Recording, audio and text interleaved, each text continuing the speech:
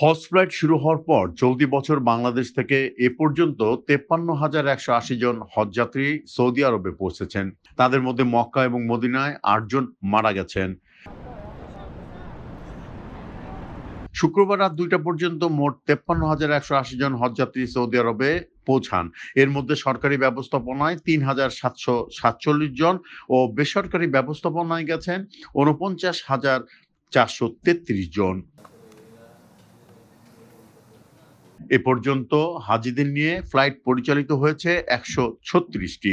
Saudi আরবে হজ পালন করতে গিয়ে এখন পর্যন্ত যাদের মৃত্যু হয়েছে তাদের মধ্যে ৬ জন মক্কায় এবং ২ জন মদিনায় মারা গেছেন। চাঁদ দেখা সাপেক্ষে আগামী ১৬ জুন এবারের হজ অনুষ্ঠিত হবে। আগামী ১০ জুন পর্যন্ত হজ যাত্রার এ ফ্লাইট চলবে। হজ শেষে ২০ জুন থেকে শুরু হবে ফিরতি ফ্লাইট।